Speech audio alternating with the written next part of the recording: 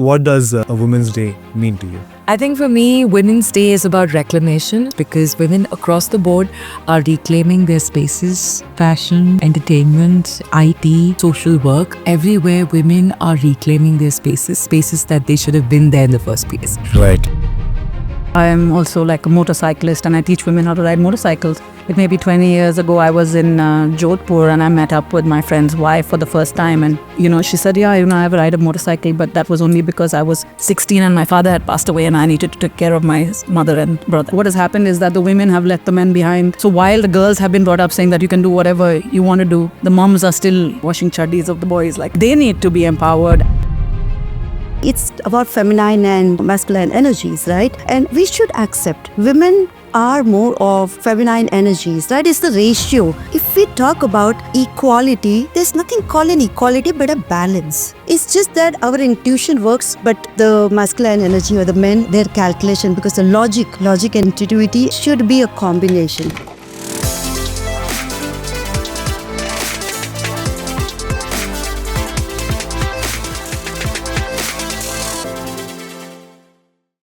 All right, welcome to International Women's Day podcast that we are doing today. It's a momentous occasion, 8th of March. We are celebrating 8 women who are the Changemaker of Bangalore. And thank you, all you Changemakers who are here. Thank you to be part of this podcast. Speak your journey, speak your inspiration. Generation out there is watching and want to get inspired by you. Thank you for inspiring us, everyone. This session today, like I said, it's 8th of March. What we're doing today with Majik House Podcast is that we are inviting 8 women. That was unfair. I mean, because there's so many women out there who are inspirational, but inspired. We have invited 8 women out here who are change makers. And we want to talk about your journey, talk about your personal story, and how is it to be a woman. How much of a pressure do you take making so much of an inspiration that you pass on to the world? And let's talk about it. Before we do that, I also want to thank other women out there who have done so much work in the past, have inspired everyone, and they've left their legacy. And we sit here on this table slightly more privileged than we were earlier. So thank you guys. Thank you for being here. And let's begin. Let's have this conversation very open. Let's talk to each other and let's. I want to hear your journey of being a woman, being so inspirational. So let's begin in any order. Mita, may I begin with you? Of course. I would start by thanking you, Naved. I think I've been doing it since yesterday. I'm feeling, as you talked about being privileged, I think I feel very privileged, first to be recognized, and second to be called for this podcast. So the pleasure is all mine. Just happy to be here. Thank you so much, Mita. So what does Jane, a Women's Day mean to you? I think for me, Women's Day is about reclamation. That's the word I will use because women across the board are reclaiming their spaces, fashion, entertainment, IT, social work. Everywhere women are reclaiming their spaces that they should have been there in the first place. Right. So for me, being a woman is reclaiming who you really are. Wonderfully said, Jane. Jane, you've been a RJ for 15 years. You were at Radio 1 and I used to drive back home and listen to you. You're such an amazing conversationalist. And now you are a blogger. You run your own 2 podcasts and you do so many things. Tell us about your journey, Jane. It's inspirational. I've known you for a decade at least. Yeah. But you've not changed at all. I have just grown older. I've started dyeing my hair. No, but you're equally inspiring, Jane. You've kind of your word out there. So tell us about your journey. So my journey, just in a very short gist, is I've interviewed more than 3,000 guests in my career. And that includes Naved and his son who walked into my studio. I just believe in one thing, and women or men, if there's a way of putting a smile on somebody's face, I did it through radio for years in 2 cities, Chennai and Bangalore. But if you can do it in your way to put a smile on somebody's face, you do it every day today as a content creator on Instagram, because I know that's what, gets you a whole community of people who follow you for fatherhood and fitness and so much more. So that's what I've been doing. And I'm really excited about shifting from radio, which they say is dead, but I believe it was vintage and it was amazing. But the world of content creation and the world of podcasting, as you know and you see it, is expanding at like a massive pace. And I'm so happy that you're hosting one. It's so nice to see a man invite women, not because of the fact that he's making us feel privileged, but I think he's accepting that, we are now equals. So I'm not a feminist, I'm an equalist. And that is what I think I want to share with you today. In fact, Jane, a very interesting point that you brought in, and we discussed this with Sarah and Soumya as well, saying that how on any day, men or women day, both of us need to be on the table. Gender roles or not, or talking about in general, who does what, is so important. What do you think, Meghna? Meghna, you've been, my God, you've been doing so many things. Levitate was something that you actually began. Preloved, giving it back to the environment, and doing so much on it as well. Inspiring. Do you think that there's an importance of gender role, or do you think that it's a choice? What do you? I mean, the biggest privilege is having the choice. Amongst the many things that I do, I am also like a motorcyclist, and I teach women how to ride motorcycles.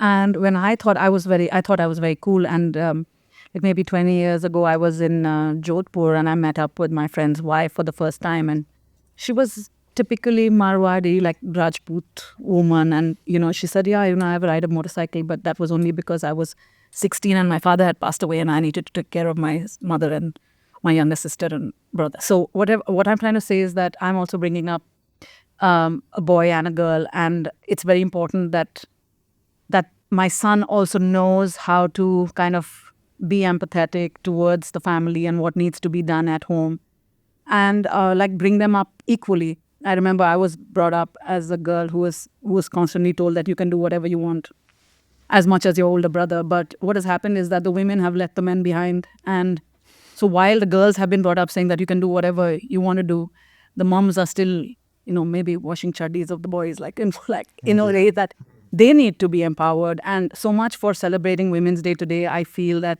men also need that empowerment to be soft, to be, comfortable, to show their feelings. Or I think that's really important too. So, I mean, talking about gender roles, again, I was pretty much a tomboy growing up, and my brother was like the older one, was learning how to bake cakes and be in the kitchen and learn from my mother, and I was just the opposite. We spoke about whether I cook food, and I don't like to spend time in the kitchen. I'm an outdoorsy person. I'd like to be in the forest. I'd like to I'd like to have somebody cook for me. So again, gender roles are definitely reversed in my case a lot. I have a homebody husband, not like he's not a house husband. He runs his own business, but he's happy to be at home while I like to be outdoors. So I guess there is that balance, and individually everybody has to find that.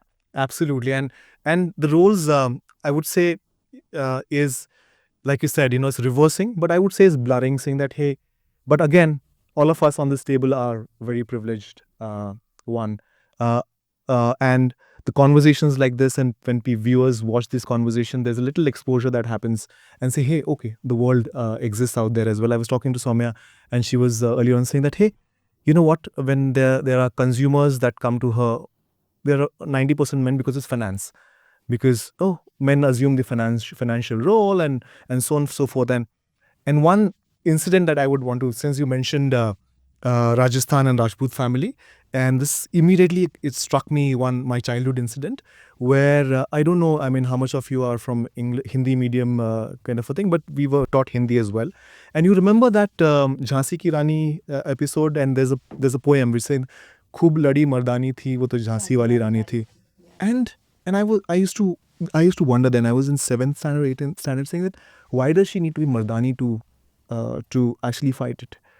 she in her role could fight it as well. Why is it fighting is related to Mardangi? But I have a point here. Yeah, please. I also have a point. What she just. I just want to add a little bit and want to Please. take your point as well, seeing that you being in this wellness industry, running both Sara and running, a session that's called you do a yoga on Beyond the. yoga beyond the mat. You come from a very spiritual, knowing your body and mind together. I want to take your perspective on this, Mita. What do you think? Plus I want to add to what Meghna talked about, that her son is baking. And, actually, traditionally, in Indian society, right? So I'm using the modern word Indian, but otherwise, I can't even say Hindu, but like a Bharatvarsh as a thing concept that we Right. talked and we knew, and that where our roots are from. Men were taught all. See, it's about feminine and masculine energies, right? And we should accept women are more of feminine energies, right? It's the ratio. It's also got to do with our make. So I'll come back to the Jhansi Ki Rani, Mardani. What my take is on that. If you know about the time of Mahabharata, do you know that Bhima, the character, was a great cook? He just knew and he had keen interest on cooking. So interesting. Yeah. So I've been a very good husband, by the way. But we were asked a foodie. So likewise, Arjuna was a great dancer. Yeah. Now these are, if we talk about in the energy point, right, it is the feminine side of the energies. And back then when I was growing up, I'm 52 years old, so I can tell you, Wow, I have seen. So just reverse the number. You're so kind, thank you. What I'm trying to bring the point that when we were growing up, as a part of curriculum, the Hindi medium and the old little traditional education system, even men, the boys, were taught to do the stitching. So the men Oh, yes. has to I remember chain that. stitch. Yeah. चाहे कुछ भी बना लो, flower बना लो, whatever, right? They may not have that grace of drawing or something, but they were definitely taught. And likewise, a few more activities that they were taught. I see that missing big time.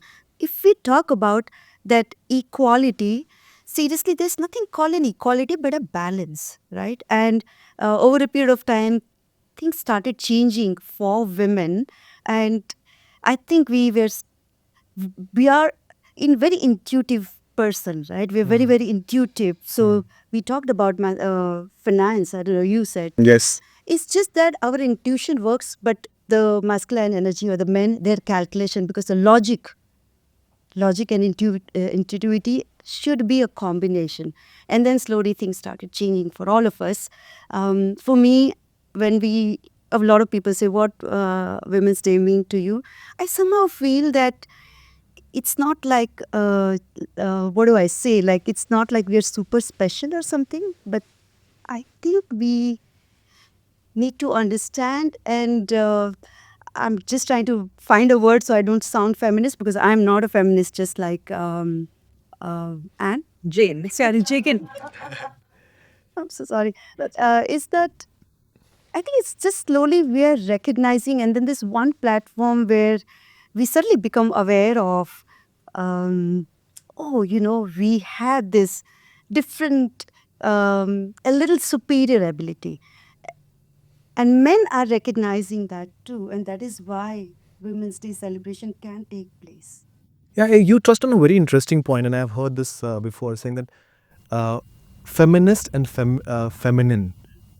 There's a subtle difference in that, There right? is a subtle difference. Yeah. But I think, I don't want to go into the difference, but I think feminism is one of the most misunderstood words and misrepresented word, because most of the men, when they see a woman, if there's a sort of a brawl or any aggression, they immediately say, "Kya tum feminist ho?"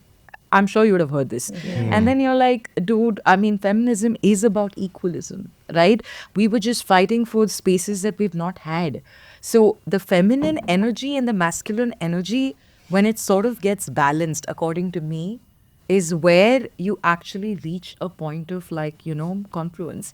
And I feel that is where, like you said, maybe culturally, like thousands of years ago, I think there was way more equality even in the Indian system Yeah. than I think post the British era, which is now what we I think know Exactly. of, right? And like the our temples, like the or you know the Khajuraho temples, we've seen the women. I mean, then they used to wear whatever, and today if you wear the same thing, a woman is slut shamed. I'm sorry, I'm using the word, but that is what it is. I mean, you show a little cleavage, you're a slut, and for a woman.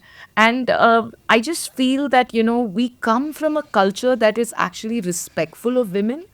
And I spoke about this on my other podcast.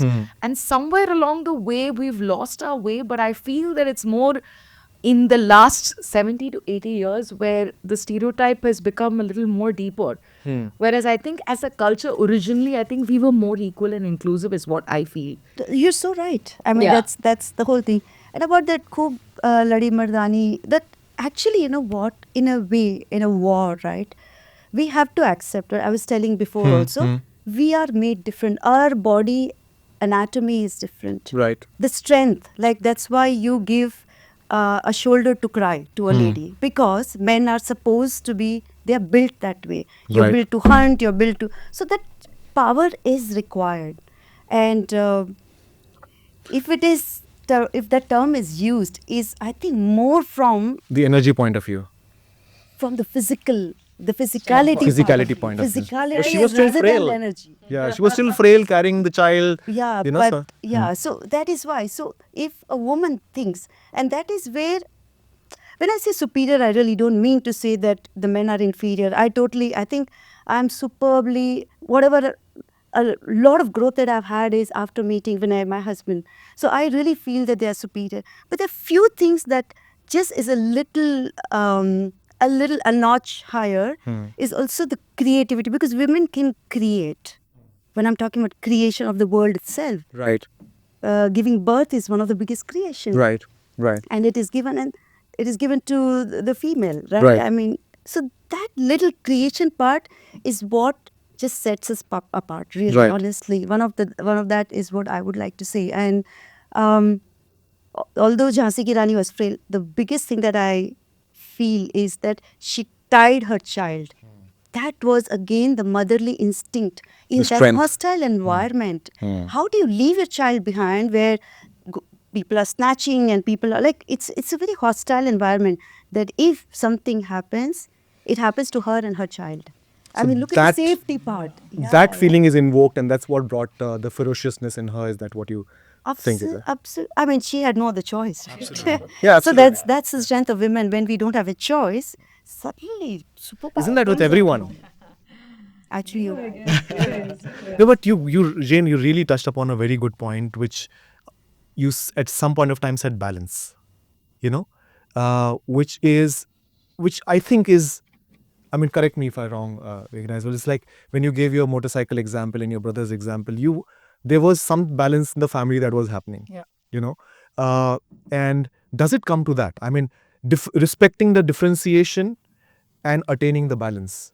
Does it all come to that, or I'll talk about when we talk about women. I feel that it is the time of like there's an inconvenient woman. inconvenient women? Inconvenient woman. I Okay. felt like an inconvenient woman for many years because Somebody made you feel that. No, it's just like an what the aura around like or the society, or I had to fight for what I believed as a teenager. Also, when I think back to the epitome of who you are as a 11-year-old or as a 12-year-old, when you come into your own, when you think back to your your teenage years, and I had to fight for everything that I wanted in a way, not only within the family but again within like subsets of culture and recognition in that sense. And I just feel that it's an inconvenient woman who wants what she wants. And what we have been brought up to believe is also like of a nurturing environment, and where you want to take care of everybody else before yourself. And when you are not doing that, or when you are listening to who you want to be and what you want to be, and that's inconvenient for other people. So I've had many discussions about this with multiple people, and I think that to embrace that inconvenience and kind of grow from there, to say that you have to accept that from early on, I feel. And I also thought about it. And something that has changed for me today is also about like a thought process where I felt that only the stubborn get their way. When you're really driven to do something is when you will make a dent in what is accepted or what is expected from you. And when you said that, no, I'm not going to fall for it, I'm not going to succumb for it, I am going to create my own path. And that is being stubborn, and that is being inconvenient, and that's putting yourself out there, and that is creating change. That, again, so many years later, people are bearing the gifts of that. Somebody somewhere was fighting for change, Right. and today we're taking it for granted. Like, I mean, I would like to talk about the origin of, what started Women's Day. And today, like so many younger kids, I mean, I was just hanging out and the whole conversation, what is this Women's Day, man? It's like, it's nothing cool, or we should be, of course, we should celebrate women every day. And as life should be celebrated, but what was it that started it? And it was in 1857, like women garment workers coming together and marching for like equal rights, better pay, better wages, and that caused the change. And I forget the name of the lady who proposed this day in 1910. She was born in 1857. Claire, I think her name is.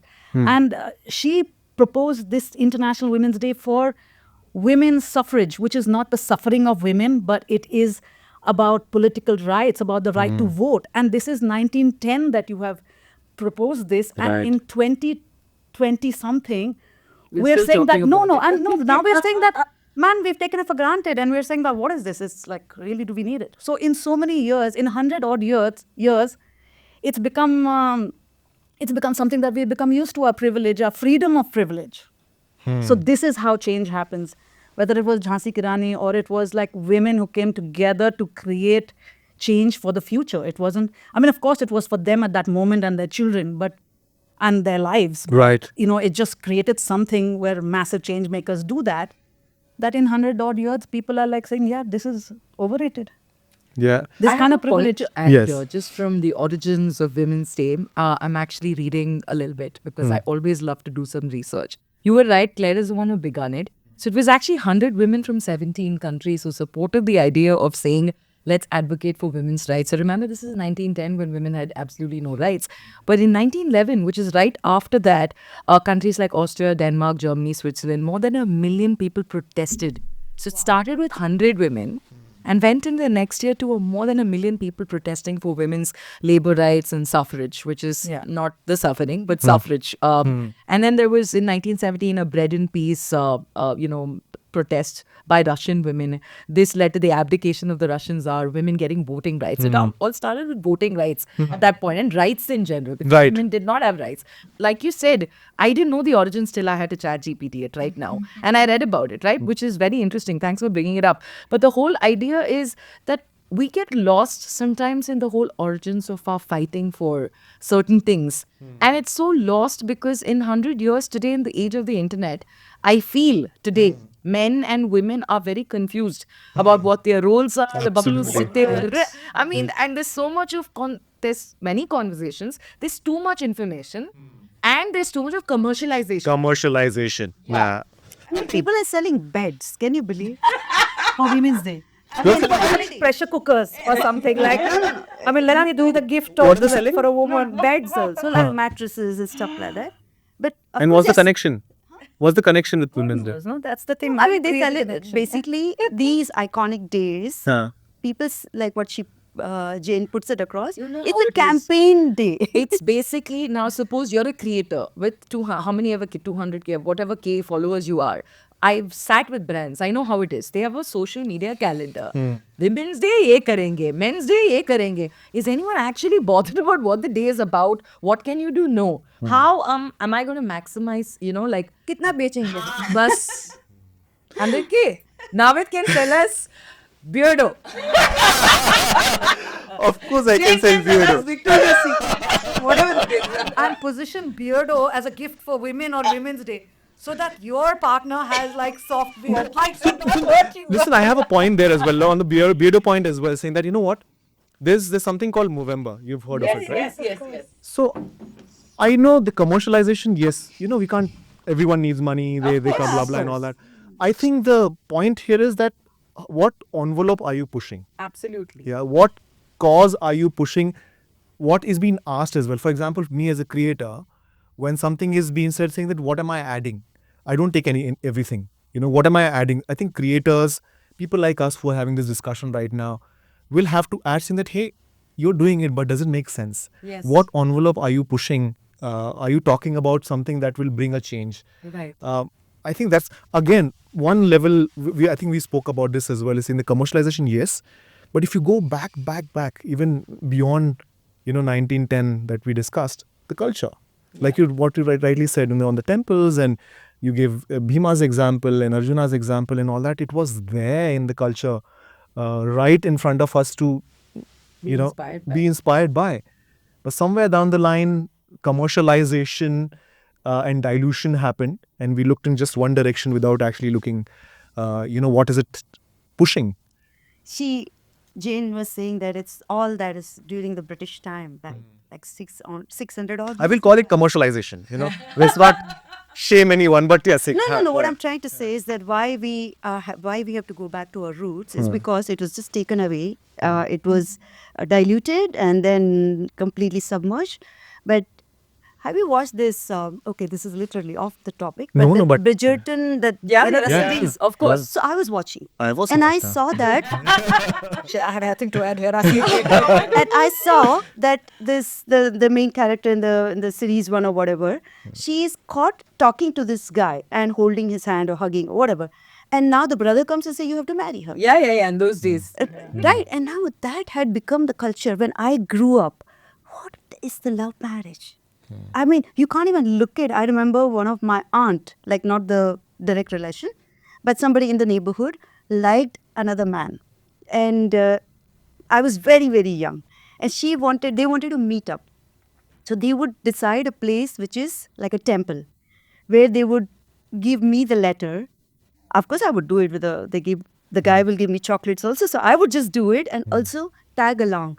But she was not accepted to have this relationship which is intercaste or which is whatever. I mean, it's still there perhaps. But what I'm trying to say is that when I saw that series, I thought, damn, I grew up seeing things like that, but it was not shot or it was not done in a Victorian era kind of a setup and costumes and stuff like that. But I saw exactly very similar culture, and I think that has gone deep into us, the British culture. Yeah, I did. But you didn't make a change. You were passing the letters. You've been a change maker for a very long time. Yeah. Isn't it? Yeah. Oh wow! When So I think of do you realize that the change maker you've been? I really wish, because they looked so good together. That guy was so caring, and I just wished they get married. Like as a child, I thought they are just fit for each other. So They you- had the chemistry, they had the synergy. They talked. Can you believe? They exchanged the books. So you've been doing this for a very long time, identifying energies, making the change, and that translated in what you're doing right Looks now, like making that change as well. I don't know if I can take credit. Like a- But I just want to add one point from there, which is probably, a couple of decades ago to today. And you have 2 children. I'm sure you'll agree. Today now it's become the reverse, and you have a young son as well. I think it's become like touch was so important then. Maybe it was overvalued. Now it's undervalued. Yeah. Now you're on dating apps where touch is just nothing. You touch 100 women or 100 men, you keep touching. And there's no...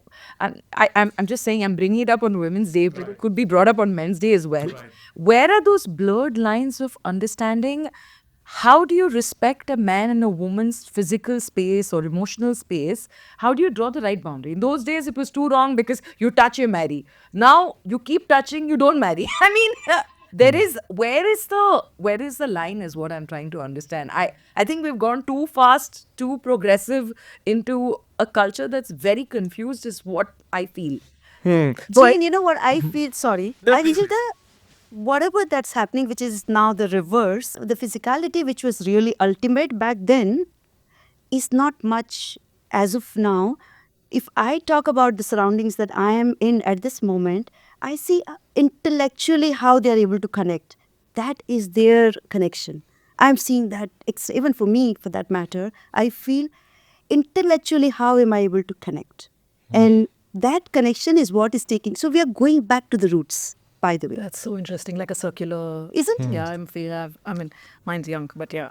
Even Sita and Ram, if we believe in that story, it was a lot of intellectually they were connected. and things like Absolutely, that. yeah. We definitely see a different story as of now, but on a deeper level, it was such a different society. So I'm happy in a way. Interesting that you got it up, and you know what Jane was earlier on saying as well, that how does swinging to the other side, and I call this as a spring reaction. Okay, if you suppress the spring, okay, it is suppressed. You know, it's not in this normal state and all that. When you leave it, it springs up as well. So I think it's about that momentum that you keep going through, and then it actually coming back to roots. What you just said, I think that might be in the process. And I think the conversations like these Will help it. will help it. You know, bring that normalization, holding the momentum to the center, getting that balance back. I think let it be. Don't push it. Don't suddenly release it, or maybe release it for it to normalize or whatever. But I think there's a connection in what both of you said as well. We're just saying two different things, but it's two sides of the same coin. Exactly. It's the coin. Yeah. It's the coin, both sides. Yeah.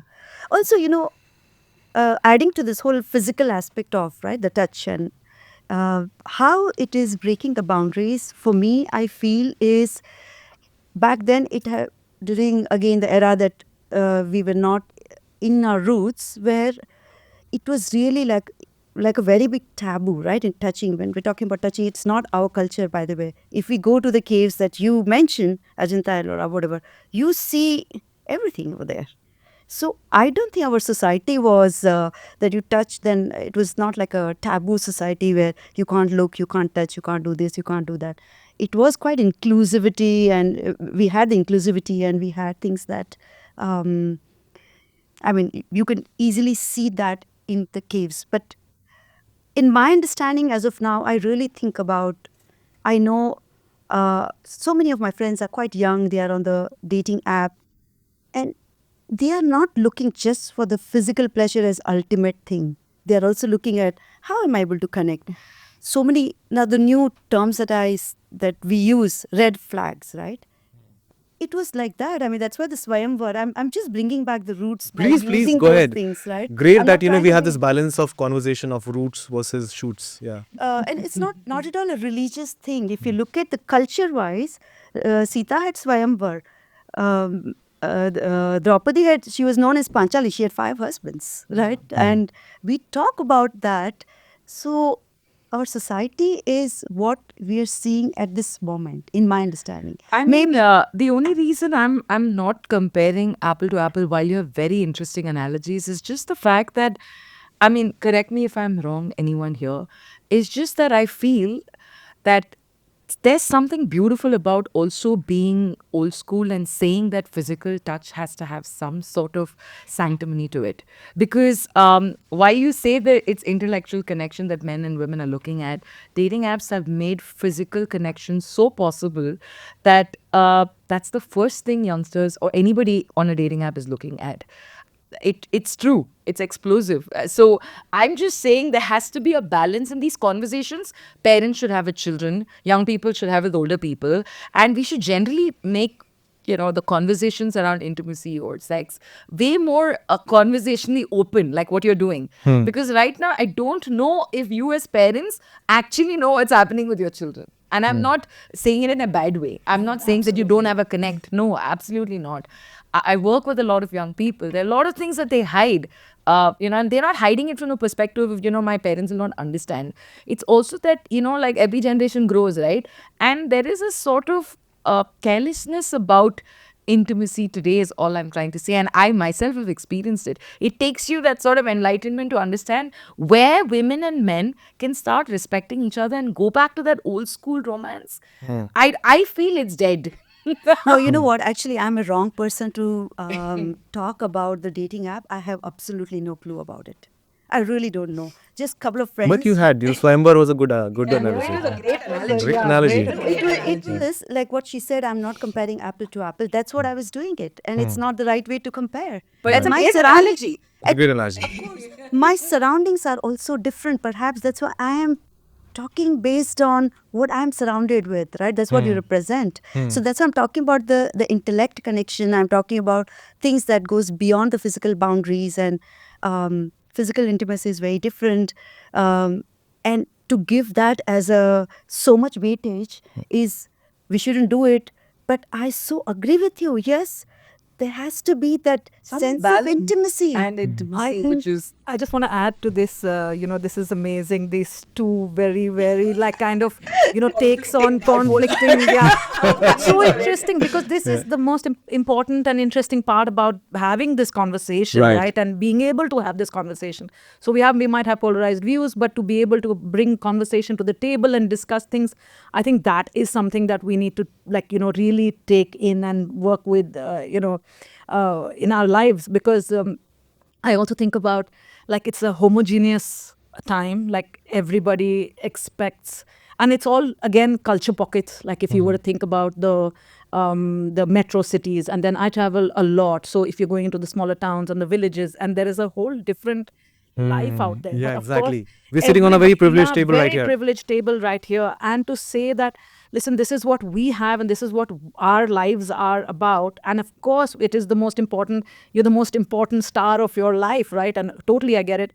But there are things that are worth, bringing into the conversation, is in a way of individuality as well. And the whole thing that, again, while I love the fact, when I speak about individuality, because again, I'm non-conformist. I don't like the thought of being homogeneous and being similar to everybody, and having your own take on things, and again, bringing up kids with different points of view and encouraging them to also explore that this might be your immediate surrounding, and this might be what your friends are all going through, but having something somewhere of opening a certain mind spark to talk about something else, and being able to do that, I think that is right now really key, because everything said and done, the future isn't what it used to be.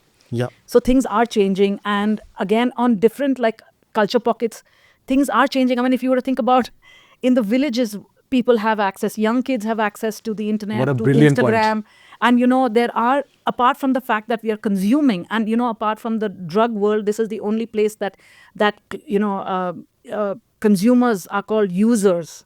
So it is an addiction. so it is right? It is valid. But again, and my hair stands up on end with just the thought of this, which is so beautiful, is that young kids in villages are being encouraged to create a story, to create a narrative about what's happening in their lives, and how they can encourage and influence, and really influence, the kids in their village to be more open, or to talk about what their issues are, and to make real change, on ground. Yeah. So I think that's my little two penny on that. Very brilliant point in terms of, actually sums up where you were leading as well, Jane, saying that, with power comes responsibility, kind of a, dialogue.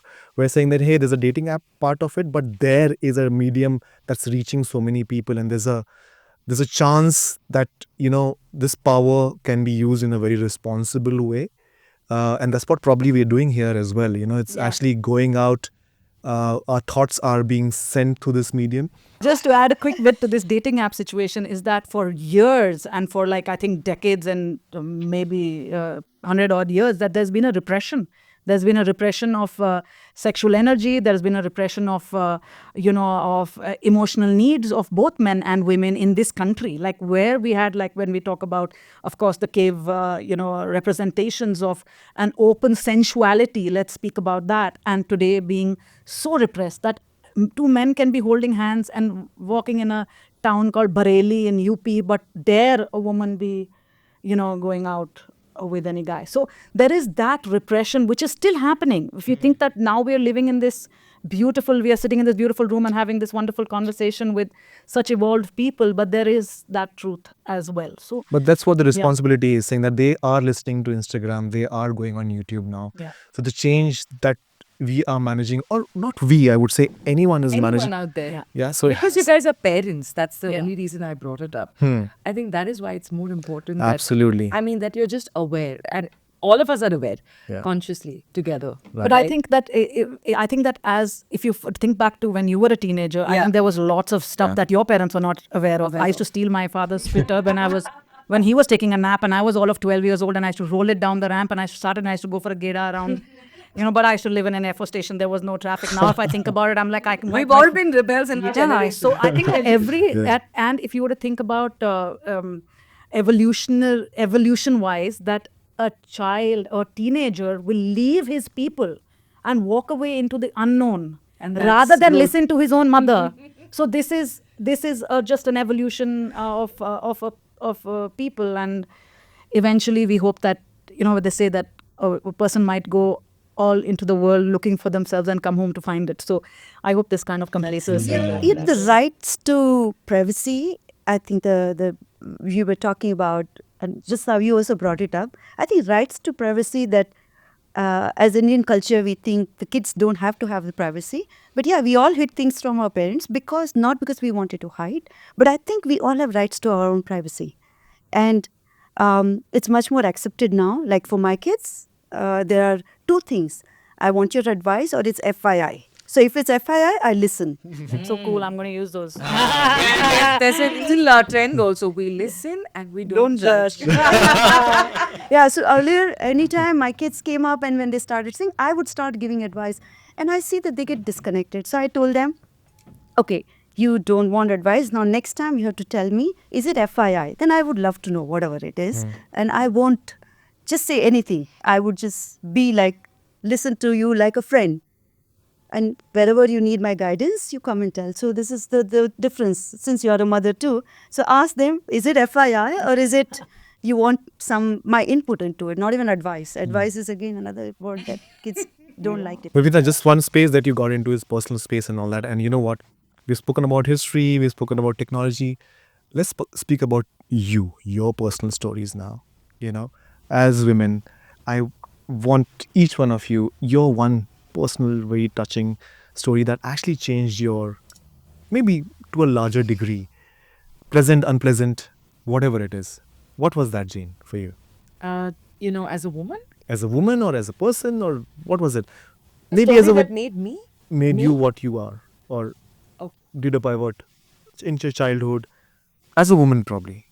As a woman, so I'm going to just take you back to just a little bit back into, I was born in Nigeria, I was raised in the Gulf, and then I came to India, and I chose to be in India, even though my entire family lives abroad, because I believe in one thing, that the Indian subcontinent has the maximum chaos and maximum culture. And I think it's a confluence of all of it in various parts of the country, whether it is a suburban part, because I originally come from a suburban part of Tamil Nadu, a very small town, which is in the border of Kerala and Tamil Nadu. I think I'm only the first generation or second generation properly educated, person in the family, not just woman, because I come from a fisherman community, and I think my grandfathers were fishing and didn't go to school. So I believe that for me, didn't start with me. I think it started with my parents, who were the first people who actually got out and did something.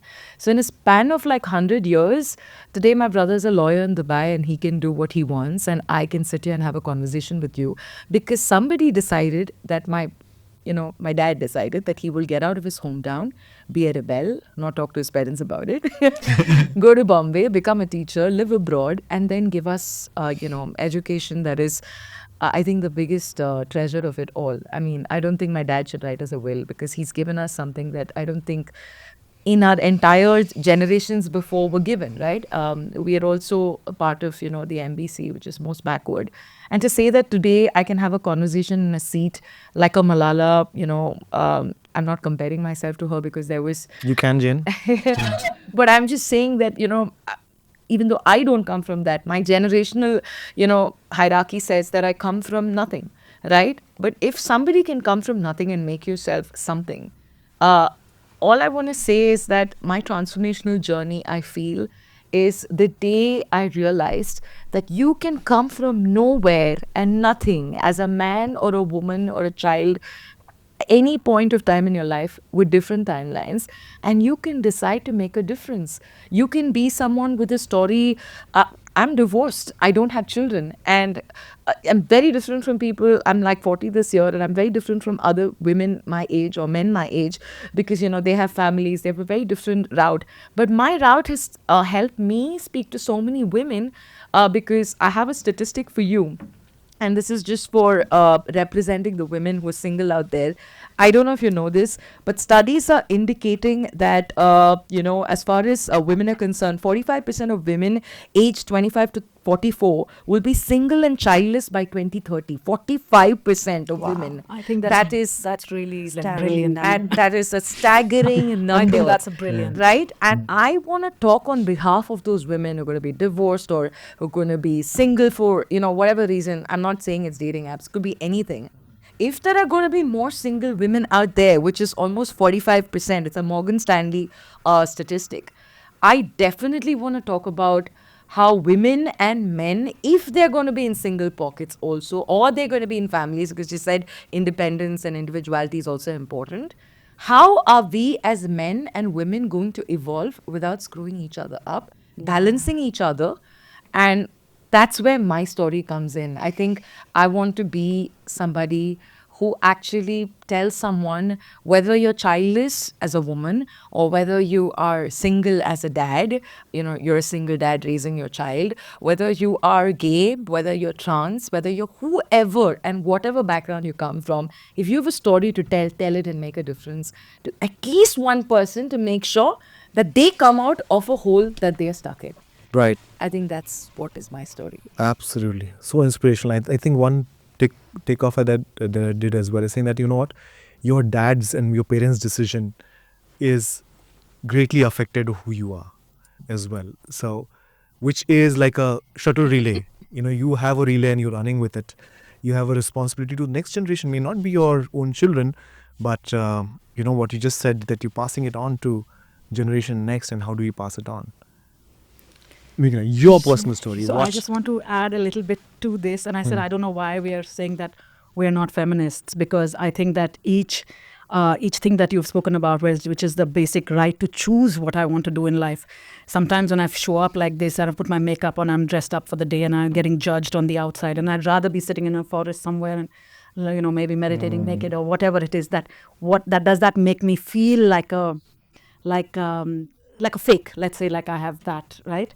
But one thing that is clear and strong is that each person is entitled and to be independent and to want what they want and to have it. And I think that is the feminist cause, because to believe in equal rights. And I don't say, when I say man and woman are equal, I don't say that they're the same. We are not the same. We're very different, okay? But there has to be the right to choose.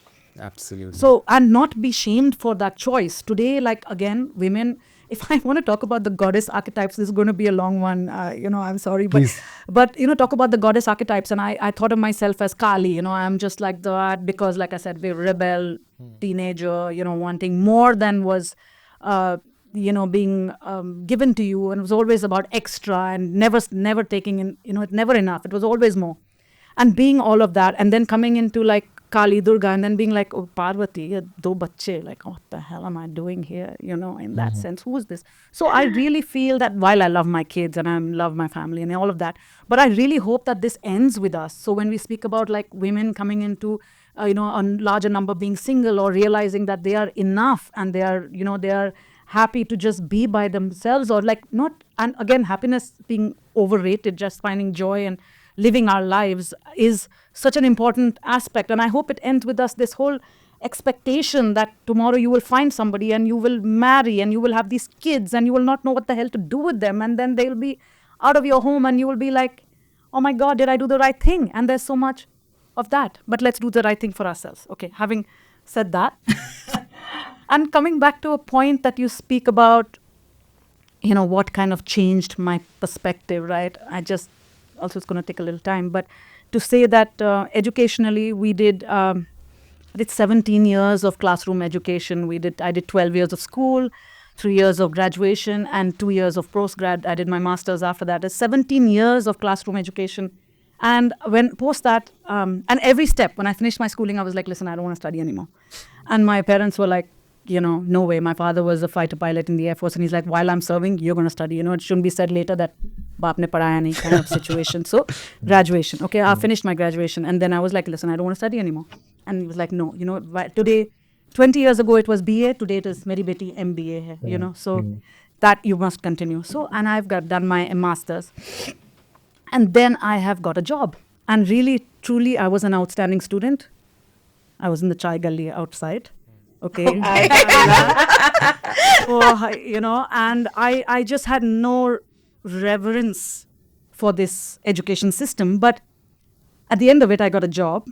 And I was placed from campus. And it was in this job that was at Qualitative Market Research. And I'm here at this office in Mumbai. And I'm like, that's not my scene. I don't want to do this. But I have gotten a job. It's the 4th of July, 2001. And I said, I can't walk away right now, right? I've got this job, but I don't want to do it. This is not me. I'm going to give it 1 year. So I joined on the 4th of July and I quit on the 5th of July next year. And at that 22-year-old, it took some balls to say that I do not want this. And I'm going to walk away from this, where everybody's saying, like, listen, you have a decent job. You spend so much money on your education. You've done all of this. But the changing point was also I was listening to some audio podcast kind of thing back in the day in a tape in the car, the cassette in the car. And this guru was just speaking about, she just gave this analogy of you've been walking in a forest and you walked for days. And you walk for days and days, and then you realize you're walking in the wrong direction. So what are you going to do about it? Are you going to continue to walk? Because now you've already invested so much time, you may as well. I'm already in this job. I may as well get really good at it and, make lots of money, live in Mumbai. Or are you going to turn around and find your right path, right? So I was just like, that changed things for me. You turned around. I said, okay, now we don't know. And I always feel like, you go the extra mile. It's never crowded. You find what drives you. And I guess been lucky to have that passion, to find what fills the gap and to create that difference in what you offer. And I think it takes you to interesting places where nobody really thought of going. I think that's most exciting for me. Wow. Inspiring, very, very inspiring. Thank you. Mita? So for me, what makes me me is a very interesting journey on how my parents thought of life, honestly, because they really did not take life as a serious project, to be precise. And yes, born in a joint family where, things are done together, things are endured together, things are in such a way that, one time you could be just so off the chart, separated, and the other time you're just, there were too much of a huge culture, like what do I say, like a genetic infrastructure inside me. But what I felt now when I look back at 52, I feel, thank God my parents were like that, because unlike other parents, they did not think education karna hai, marriage karna hai, bacche karne hai. This is the terms of settling the life, right? They didn't think you do whatever you want to kind of a thing as well. But they were so clueless as to how. So we all, 5 of us, so we're 3 siblings and parents, 5 of us were just moving around in the life, experiencing things that were not good, they were good, all of it. In fact, I have made posts because somebody asked me, what would you tell your 20-year-old self? What advice would you give? And I said, I would give none, because all my stupidity has helped me understand later on the opportunities that I've lost. All my ego has made me lose things that I could have learned so much, right? And when I look back, I feel because I did that is when I had the realization. That's why you call it as light at the end of the tunnel, right?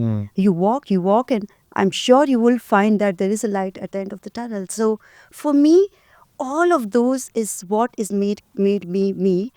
And I attribute everything to my parents for their cluelessness, for them to not think that they have to do an MBA or BA or any A for that matter. For them to think that नहीं लड़की को ऐसे ही पढ़ाना है कि लड़की को ऐसे ही घर पे रखना है. None of that shit. Thank God in a society like that they thought like that. And things that has helped me experience is there was a time when I was on a path to become, so I'm a Jain, and in Jain we call like sadhu and sadhviji. I actually wanted to become sadhviji, okay, and because we came across with the group of sadhvijis, and like she just asked me, would you become, and I thought whatever they are doing It's cool. is so nice. I mean, it is, I don't know, for some reason I was able to connect. So I thought I want to become, and I told my mom that I think I want to become Sadhviji. She said, okay, fine, you can. So, and then we have the Jain sadhus, right? We call something like vihar, which means we go from one place to another place on foot. It can take like a month, 2 months. So we stop by at any place and stay overnight. Did you become it? No, I did that. I did. We call that vihar. This terminology called vihar. I did from Bihar to Calcutta. 2 months of vihar. So in the morning Like we are walking? waking up, walking along with the group. How old were you? I must have been some 9 or 10 years old, and and just think of it, where my entire family, other than my parents, thought, what's wrong with them? How can they send? But they did, and I can't tell you I even till now, if I close my eyes, I can go back, because from Bihar to Calcutta, there is a stream of Ganga that is flowing, right? And we took that route, so that belt along. There were times when I've only showered in Ganga. I've slept near the bed of Ganga. Just imagine, if I did not do that, I would not have had that kind of an experience that was so unique. It was not a class. No classroom can teach that, really. And did that change your life forever, that journey? Journey at that point, I think I was just gathering all the, whatever that was, I was absorbing it. Today when I look back, I think in the start of the broadcast, you said the spiritual aspect of you. I mean, I don't know why people end up saying that there is a certain calmness or there's certain spiritual aspect. It could have been my brought up that Initiation. Yeah, initiation is the right word actually. So things like that has shaped me to who I am, and that is what is making me me. That is what has helped me choose subjects that otherwise as a society we don't do. That has also made me bold to speak up. Wonderful. Whatever my mind says. If you remember, I was telling you when you got back from Bali that we need to do a podcast to speak on very controversial subject. Let's do that controversy soon. It's just that I have no fear. I don't care who's judging me, who's not judging me, because I also learned at a very young age. Because people were judging non-stop, beyond a point we just thought it doesn't match. You can't make everybody happy, and you can't, I don't even blame them for judging, because they are thinking from what they are surrounded with, right? And therefore, they're also right in their place. Absolutely. I mean, very, very interesting point. What I've picked from you and with you and as well is that changemakers actually make changemakers. Your parents were changemaker, and where you are right now, you are definitely a changemaker. That changemaker is made a changemaker as well, and that puts a very big responsibility on this table as well. And another one both of you used, interesting, and I was thinking when you said you used forest and keep walking kind of a thing, find your direction, while Mita used tunnel. Whichever direction she walks, she's going to come out. Okay, so it's how you define where you are, and again puts the responsibility back to us, saying that, hey, what kind of premise are you defining? How much are you opening to culture? How much are you exposing others by your talk, conversation? Are you showing them it's a tunnel, or are you showing them it's a forest? Will determine where you are and how you're walking.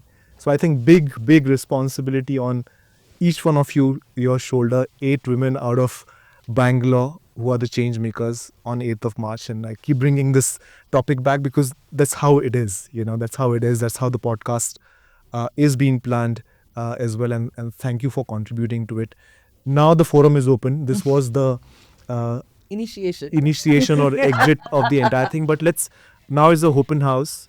Please talk your mind out on the subject. And So I have a point here, and it's in continuation with what we're talking about. I just want to say, going forward from 2025, right?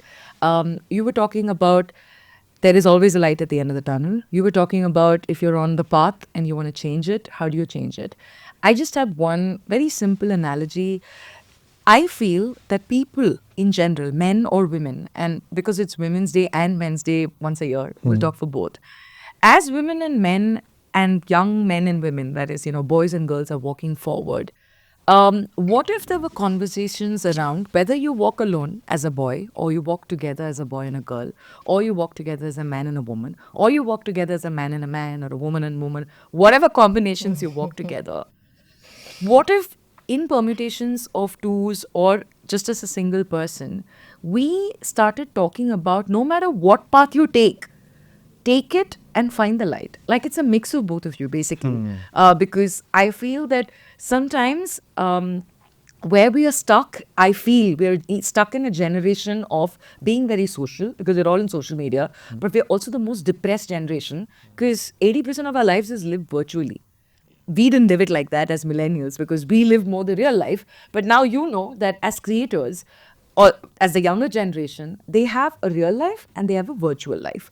I feel there needs to be a way forward where there's lesser depression and loneliness because you can't just live in a world where you're completely virtual because AI is taking over, guys. And there will be a point where AI is going to probably go forward from what humanity is because AI is tech. Tech is just... Today, I can be bottled, Naved can be bottled, you guys can be bottled, and versions of us can be made 10 years from now in humanoids or bodies like that. How do we preserve the story, the human story? It's just my observation is that on Women's Day or whether it's Men's Day, and that's why I say I'm an equalist here, whoever it is, child, man, woman, I feel the path forward should be more about understanding how to get out of this without feeling alone, depressed, not able to really be productive. How can we be productive? Because we break the generational change. Our parents didn't understand us as much as we did. But I think you guys as parents and me as someone who works with young people or talks to them, how do we make sure that they're not stuck in that generational trauma of like, who am I? What am I going to do? Have those conversations and help them find the balance as men or women. Because the yin and the yang, the Shiva and the Parvati, the male and female, basically, if we're always only going to fight, it's not going to take us anywhere. Right. But if you're going to coexist and take it forward, I think the next generation has to be saved by starting with us having conversations with them and treating them more as friends than as parents and children or Gen Wonderful. Z. And Very well millennial. said, Jen. That's what I feel. Very well said. And say, sort out your difference fast or Terminator will take over. Yeah? Yes. Yeah, so, It will, 100%. When we're talking about today's generation being more depressed and they are, the time is spent on the gadgets and their interaction happens over there is also on a psychological level, right? What is also happening, I'm sure it's been voiced out a lot, is that, there is a lot. I mean, when we are watching it, we create our own world. And the release of dopamine happens over there. Yes. Which the moment you look around, it is not your way there. Yes. And the dopamine is not getting released. So that is why it's an addiction, right? Because you get used to releasing a certain dopamine level constantly. And then when it is not released, you're depressed. But to recognize that also is something she rightly puts across. Now, advice as a form is not going to help with the younger generation for sure. At all. Like with my kids, I use this terminology that you like it and you can't get rid of it. It's just because the kind of dopamine it's getting released. And the moment it's taken away from you, you don't know how to create the dopamine within. Like, can reading, for me, like in my era, we didn't grow up. We just had one phone in the entire town or the village that I was staying in. We were playing, there was a lot of human connection. The dopamine was created right there, or reading, or celebrating festivals and things like that. That is changing, and that's very alarming. I don't know how it is going to really help us in a way. But you rightly said, the discussion, that point that you brought in, and dopamine release at the right moment. So, all right, here we come to a conclusion or the ending. There's actually no conclusion, but there's an ending to the Women's Day, 8th March, 8 inspirational change maker who are here. Just as a closing one, want to hear one final thought on what do you want to actually communicate to the generation who's actually watching this generation, and probably how do you want to inspire them? Just a message on Women's Day, each one of you. Should I start? Please look at the camera and please. All right, I just want to say that on Women's Day, I have always been an equalist, and I don't think there's anything wrong with being a feminist or, whatever term you want to put it as. I just want to give a final note that the feminine energy and the masculine energy are existential. And because they're existential, there is an existential crisis of the balance. I feel for everybody going forward from 2025, on Women's Day, what I would like to say, whether you're a man and a man, or a man and a woman, or a boy and a girl, or a boy and a boy, or just a boy, or just a girl, any combination that you decide to move forward in life with, I feel you need to sit down and understand what is the feminine to masculine energy you would like to have in your life, how you would like a partnership to be, how you would like your life to be, how you would like your self-love journey to be. You decide yourself, sit and spend time with yourself. And if you need help from parents or mentors, do that.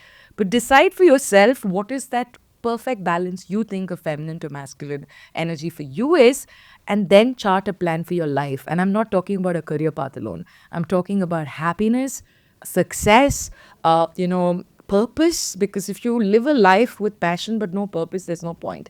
Figure out your purpose and what your percentage of masculine to feminine energy is, and take your life forward, because I think that could be a good way of charting out a good plan, whether it's Women's Day or Men's Day, any of these days.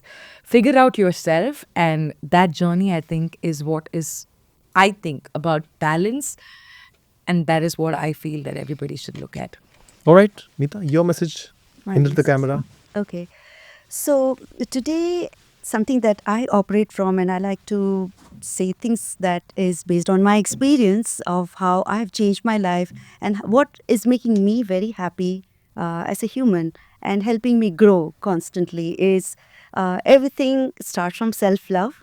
So whatever you do, whatever you choose to do, please, the topmost thing, your foundation, the foundation that you choose from should be from self-love, and self-love and from the space of love. So love is something that everyone should cultivate. Think from your heart, very less from your mind, and life is beautiful, and it's going to help you with endless experiences. That's about it. So all I can say is find your light and accept your shadows. So yeah, going forward, speak your truth. Wow. Thank you so much. Thank you so much, all the viewers watching this as well. It's been a very, very enlightening Women's Day. 8th of March, 8 Changemakers of Bangalore. And the conversation begins here. Keep talking. See this, forward this to other users as well, because the conversations must go on, and it will go on. Thank you so much. I'm so sorry, don't cut the camera, but this is a shout out to Naved.